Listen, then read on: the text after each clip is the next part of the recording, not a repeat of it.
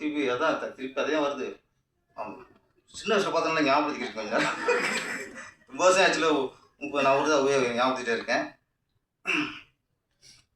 ஆனந்தராஜா வந்து அவர் ஃபஸ்ட்டு வில்லனாக நடிச்சுட்டு இருந்தார் நிறைய படங்களில். அவர் வில்லனா பண்ண ஒரு படத்தில் நான் வந்து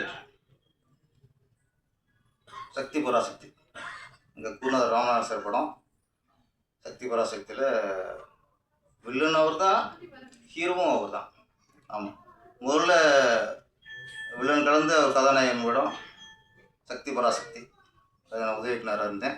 அதனால் சின்ன வயசு வந்து அடிவிட்டு போச்சு. இப்போ அதுக்கு ஒரு ஹீரோ ஆகிட்டார், கிழக்கு வெளுத்தாச்சு. அதில் மியூசிக் வந்து தேவா சார்.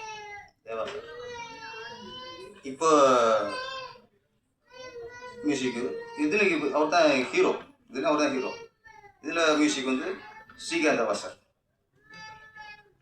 நீங்கள் சின்ன வயசாக இருக்கும்போது உங்கள் அப்பா அவருக்கு மியூசிக் போட்டிருக்காரு. நீங்கள் குழந்தைய இருந்து வயசாக வந்ததுக்கப்புறம் இப்போ நீங்கள் போட்டுக்கிருக்கீங்க. எத்தனை தலைமுறை தான் பார்க்குறது ஒரு மனுஷன். அவர் நிறைய டைலாக்ஸ், 2-3 டைலாக்ஸ் நல்லா இருந்துச்சு. டேரக்டருக்கு அவரே வசனம். வாழ்த்துக்கள் சார். எனக்கு ஆட்சி முக்கியமா கட்சி முக்கியமானு கேட்டால் எனக்கு ஆட்சி தான் முக்கியம்.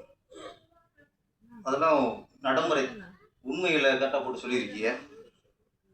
அப்புறம் தீபாக்கா டைலாக்கு, நான் வேண்டாத தெய்வம் இல்லை, நான் போகாத கோயில் இல்லை, நான் பண்ணாத பூஜை இல்லை. நான் எக்ஸ்ட்ரா சொல்லுவேன்,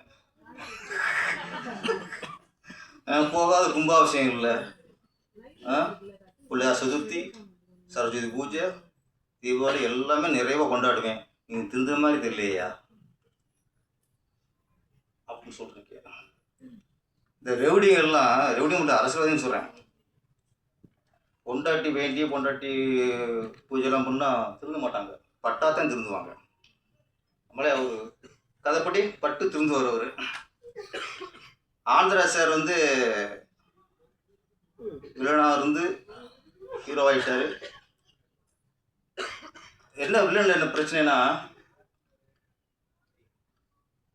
ஆரம்பத்தில் அசோகன் சார் சீரியஸ் வில்லன் அவர். அப்புறம் கொஞ்சம் காமெடி பண்ண ஆரம்பித்தார். காமெடி பண்ணதுக்கப்புறம் திருப்பி அவனால் அதை சீரியஸ் வில்லன் பண்ணவே முடியல. கடைசி வரைக்கும் காமெடியன் தான்.